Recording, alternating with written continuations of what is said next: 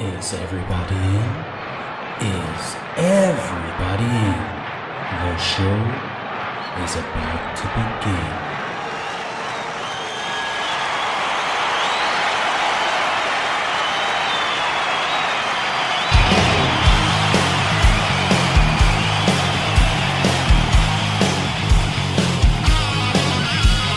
Welcome to the podcast, concerts that made us, interviews and stories, tales from the bus. We love taking you back to when it all went down. The greatest live shows and the cheering crowd sound. It's concerts that made us, concertsthatmadeus.com.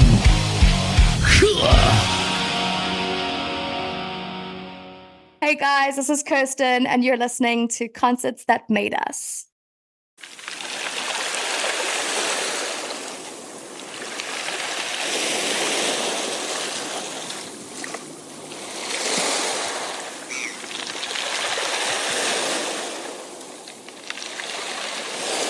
Woke up with you the one day, thinking it was a Sunday. Woke up with your hand against my cheek. You looked me in the eyes and you started kissing me. You looked me in the eyes and you started kissing me. As the sun came through the blinds with no track of the time, there was magic in the air and you started kissing me. There was magic in the air and you started kissing me. Sing me to sleep, sing me to sleep, sing me to sleep. Sing me to sleep, sing me to sleep, sing me to sleep. Darling, darling, darling.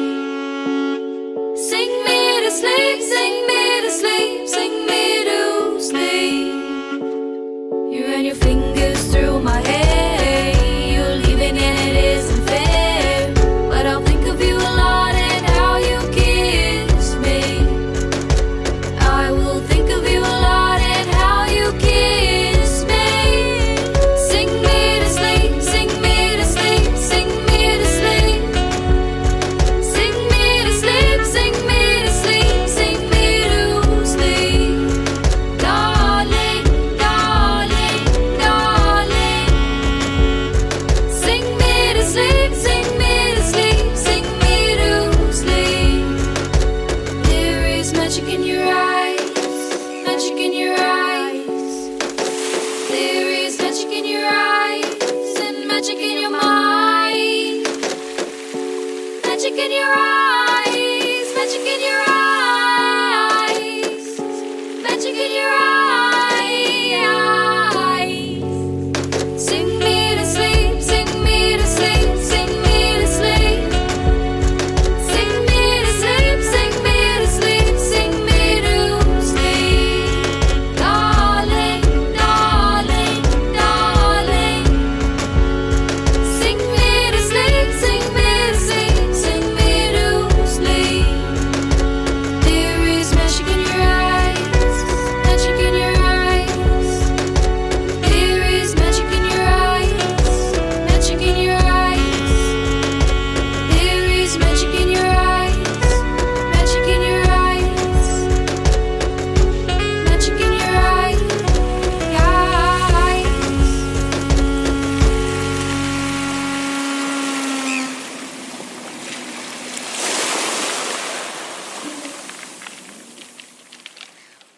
Kirsten, welcome to Concerts That Made Us.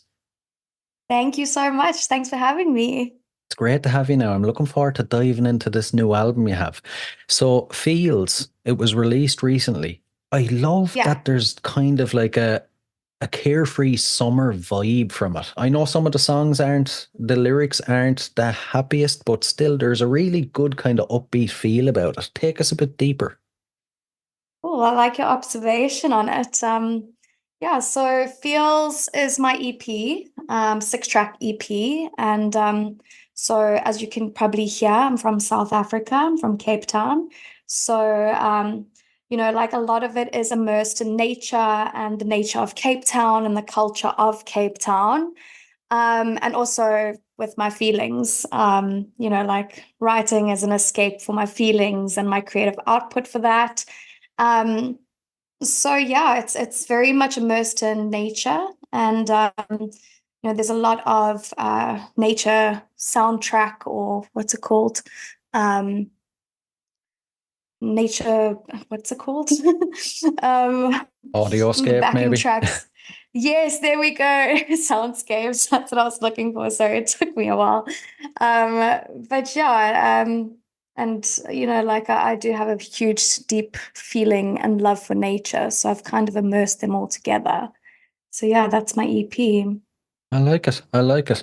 And how did you approach the whole writing process? Where did you get the inspiration? How, when it came to actually writing it down? Talk us through that. So I usually start on my keyboard. I start playing notes. I start just playing around, and um, I think a lot of things work together when it's your mind and your feelings and music. For me, it's a beautiful little trio that just happens for me. And yeah, I sit down with my keyboard, I play around, and when I find something, I just start singing and writing and feeling. But I would say that there's two kinds of ways to it. Like I've done, especially with feels, I did a lot of that playing around on the keyboard first. But with a lot of my new stuff that I want to come out with eventually, it starts off as poetry first, and then I take it to the music side. Yeah, yeah. And you mentioned the soundscape. I was actually going to ask about that. There's one song in particular, I think at the start, there's like you can hear like a pencil scribbling on paper. And I was sitting there and I was like, you know what? I actually feel like I'm sitting there with you writing the song. Where did the idea for all those sounds come from? So I started out when I was in my early 20s. I started out in the film industry, and one thing that I really loved was the Foley, and how it enhances your emotion, or it emotes the feeling of things when you're watching something. And when I just really wanted, so when we were in studio, I just thought it would be nice to tell the story in a more enhanced way. So the sounds of crashing waves, or nocturnal breezes, or nocturnal animals cackling, and it really just adds it's something so different, and I don't hear it in music enough. And yeah, as I said, I love nature, so I love like being as emotive as I can. I think that's where that kind of summer feeling comes from I was speaking about as well. Those sounds, the waves crashing. I was almost picturing myself lying on a sunny beach. But when the original idea came about, how does the finished version hold up to the idea you had? Well, I think it's the magic of a computer, and really computerizing. I know a few of the sounds were actually recorded in real time, like the crashing of the beach was a real time recording, but a few of the other sounds were just, like taken off royalty free snaps. And yeah, I think it's just like to hear how different it is without and with the sounds, it really enhances it so much more. It really does change the way you feel while listening to it. Yeah. And, it's out there for everybody to hear. When you look back on it in your mind, what do you think or how do you feel about it? I love it so much. I think it's so different. So I actually wrote the album about 5 years ago. So it's been a while since I've actually put it out. And why I wanted to really put it out this year is because I really want to go into new music. And I think it would be I'd be doing a disfavor to myself if I didn't, because it's still so special and still so different. So yeah, I'm proud of it, and I love it so much. That yeah, I just hope people like it too and find something different to it as well. Have you thought about maybe playing it live, how you're going to approach it? Definitely, I've definitely thought about it. It's in the works at the moment. Um, but I definitely think, like, I mean, you can now, it's not just your ears taking in the sound, it will be it's visual as well. And I think there's so much you can play with the waves and a visual screen too. So really getting in touch with all those different elements, I think would be pretty cool and pretty exciting. True, true. And what was the most challenging part of the journey with this album then, would you think?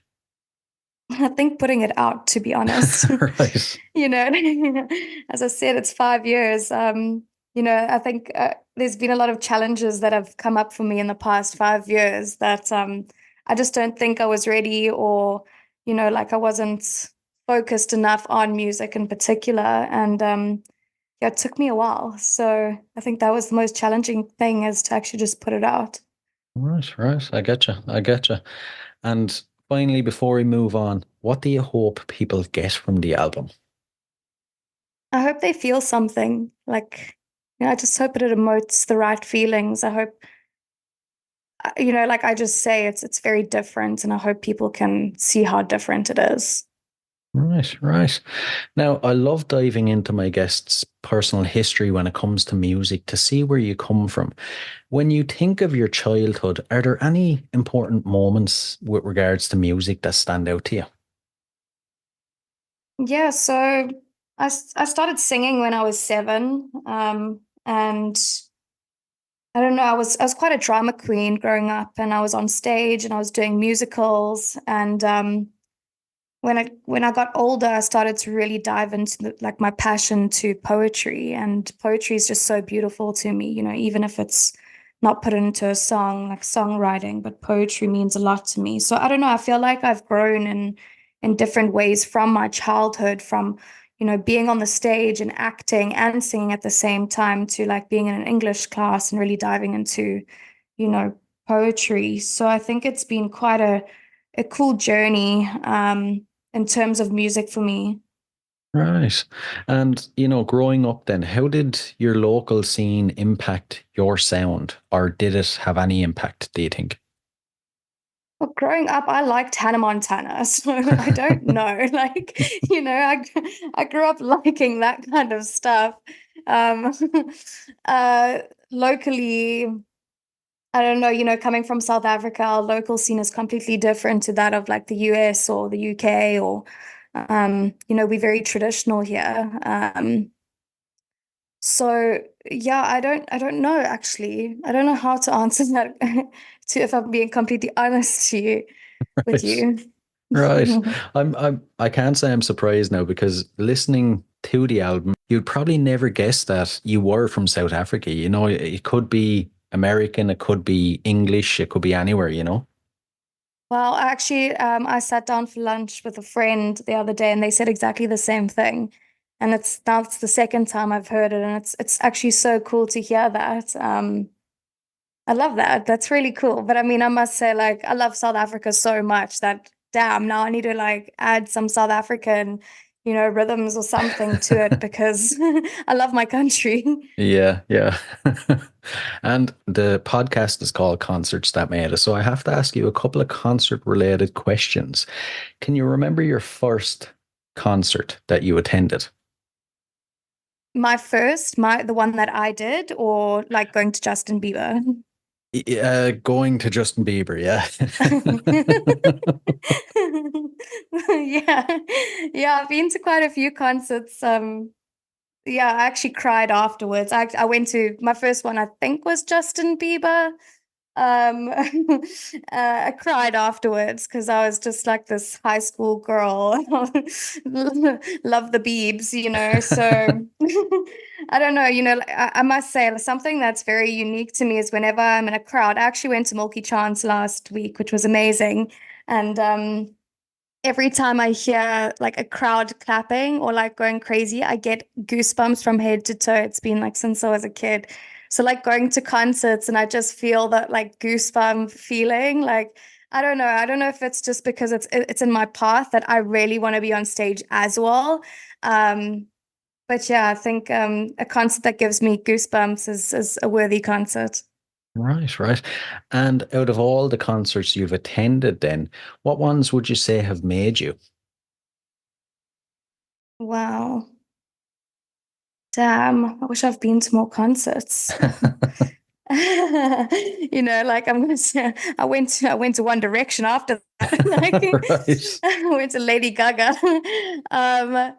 I think, I must say, like, I don't know if I can't say it made me, but just watching Milky Chance last week was really great. Like, what an awesome vibe. And just, I don't know, like, it's just so cool to see, because now, like, that's more my sound and more my kind of music now. I don't listen to, Justin Bieber anymore, or, it's, but yeah, like, just seeing them doing something so amazing. I don't know, it puts such a little piece of inspiration in me, or motivation, that, if they can do it, so can I. Yeah, definitely, definitely. And the moment we're all waiting for. For any listeners that haven't caught one of your shows, what can they expect? Hopefully awesomeness. I don't know. I don't know. Like, I think a very an immersive experience, as I was saying, like, like the soundscapes and everything. It's more than just, standing and watching, someone singing their music. It's more of an experience of, like, I really want to use visuals, and I really want to use, the crashing of the waves. And I really want you to feel like you're in that space, like sitting on the rocks by the ocean, feeling like you're there and listening to a song. So, I really want it to be a very immersive and emotive experience. Sounds like a great time. Now, if you think back on all the gigs you've played yourself in your career, is there one that maybe stands out above the rest? Yeah, I've got to say, I did a Valentine's show a few years ago, and I had all my best friends in the front with banners and sparklers, and, like, I don't know, it was something that, I don't know, just having them there, because I was in my hometown, um just to have everyone together, and having me bring everyone together was probably the most exciting show I've done. Sounds like such a nice moment as well, having so much support there for you. Yeah, it's nice to know I have support. And if we flip Yeah. that around then and think of the worst gig experience you've had, where maybe everything went wrong, and how did you overcome it? So I did a show, actually not a few, like maybe a few weeks after that show I loved, and yeah, I got told halfway through the set that someone had passed away in my family, and it Oh my God. wasn't, yeah, it wasn't, obviously, like, things started to go a bit downhill for me. Um, it wasn't someone super, super close, but someone close enough for me to feel it. And yeah, it was a bit of a traumatic experience. I think it is actually the last show that I've done. And it's something that I would like to overcome eventually, because I think it's just the shock of it all. But having said that, like, how I overcome it on stage, I actually got quite personal with the audience, let them know, like, this is what's going on. And I kept going. But, I was quite transparent with the audience at the time, which I think was the best way for me to do it. But yeah. Oh my God. I don't know what to say. That's awful, especially to happen at a gig. Yeah, but it makes you, it's concerts True. that made us. Yeah. True. I like how you spinned it around. And Yeah. when it comes to showtime, then how do you psych yourself up beforehand? And then afterwards, how do you wind down? Oh, well, I've got to have a glass of wine before I go on. Definitely, that is just a necessary thing. But quite honestly, I like listening to music beforehand. And to be honest, I love rap music, a little bit of gangster tunes. Um, So yeah, like, I like to also silence myself and go off, and I also like to do affirmations, telling myself that I'm going to do great, and this is where you're supposed to be. Um, so yeah, I think that's how I process it just beforehand. Coming down off it, got to have that other glass of wine straight afterwards. And I don't know, I like speaking to people afterwards, and just connecting and seeing. I love feedback. I love to hear what people thought about it. And, like, I don't know, I just like conversing about what they just experienced. I get you. I get you. And, when you think of your career, then what's the roadmap? How would you like to move on, evolve? Say, what would it be like in 5 years' time? So in 5 years' time, I'd like to be doing more shows, and I'd love to do a music video. Like I do have a team that we are starting to like storyboard a bit of some music videos, and so yeah, I just, like I just want my music to be felt by people. I really want it to be a motive to people. So 5 years down the line, I really want to see that what I've been doing, like this year has put me on the right path to, my goal of, just being in front of people and doing what I love. I like it. I like it. And before we dive into the last couple of questions, then, future plans for the rest of the year, gigs, is there more music coming? How are you going to follow up the album? Lay it all out first. Yeah, so I've got a heap of music ready to go. Well, actually, ready to go to studio. So yeah, like I've got my team together. We want to start getting into studio and playing around. I just want to play around in the beginning. I'm thinking of just doing a single, maybe two singles, maybe not an album this year. Um, so that's what I've got in plan for this year in terms of music. Gigs, yeah, I need to start booking some gigs. I've got like a live television show coming up, which I'm very excited for. But yeah, I like to kind of quarterly my years. I don't like to say this is my plan for the whole year, 12 months, bang. It's more like, okay, this is the focus for the first 3 months. Then the next 3 months, we're going to focus on this.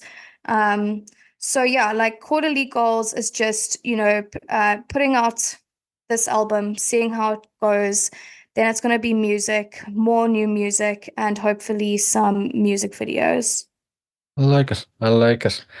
Right, we'll dive into the last couple. So these are a couple of random questions, but I'm intrigued to see your answer. First off, Okay. what are you currently obsessed with? It can be a book, a movie, music, anything at all. Ooh. I must.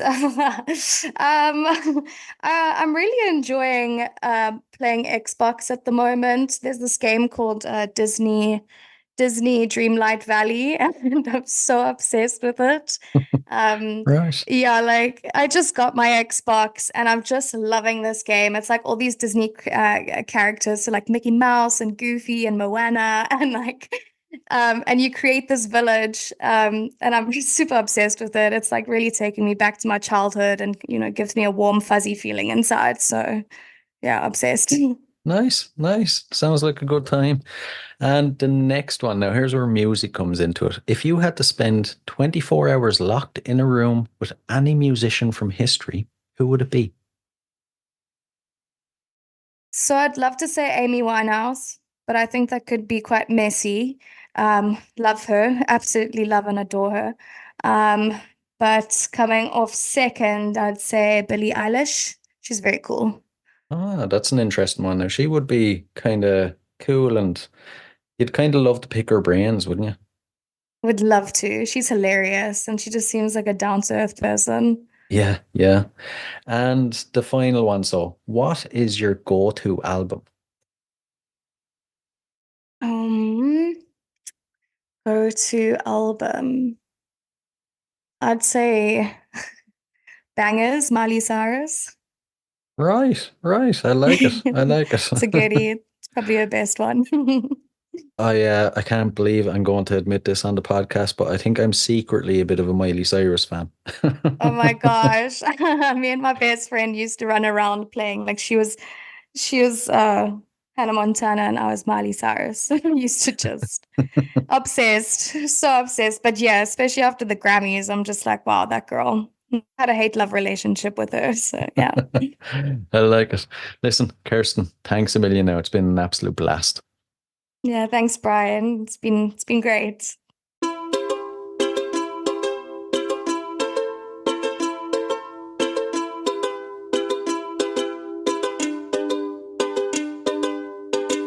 Can I resist my soul being sun-kissed, as cool as the ice cream store? Take a trip down Sunny Lane. I'm getting tattooed today before I'll be turning 24. I kiss the sun, and then the sun kissed me back. Now my lips are as pink as hazy days. Hazy daisies being kissed by the sun. I'm gonna let my love run till I be seeing you again, 'cause I'll be seeing you again. With all my odds and ends, I got a jungle full of friends, and you're just a long hair splitting cutie. And I just gotta say, every day is a good day, and I will let you borrow my capes on the weekends. I kiss the sun, and then the sun kissed me back. Now my lips are as pink as hazy days.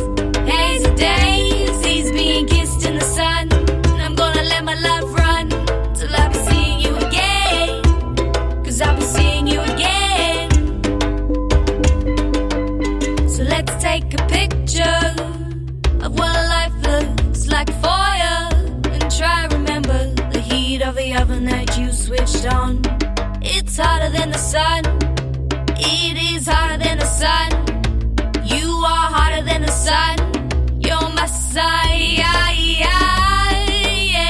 I kiss the sun, and then the sun kissed me back. Now my lips are as pink as hazy days. Hazy daisies being kissed in the sun. And I'm gonna let my love run till I be seeing you again, 'cause I'll be seeing you again. I kiss the sun, and then the sun kissed me back. Now my lips are as pink as hazy days. Hazy daisies being kissed in the sun. And I'm gonna let my love run till I be seeing you again, 'cause I'll be seeing you again.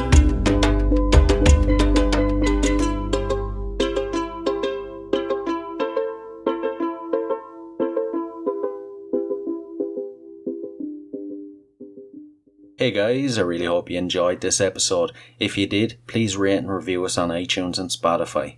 And if you're interested in signing up to Band Builder Academy, use the link in the show notes below and enter the code CONCERTS and you'll receive 10% off. So, until next time, keep rocking.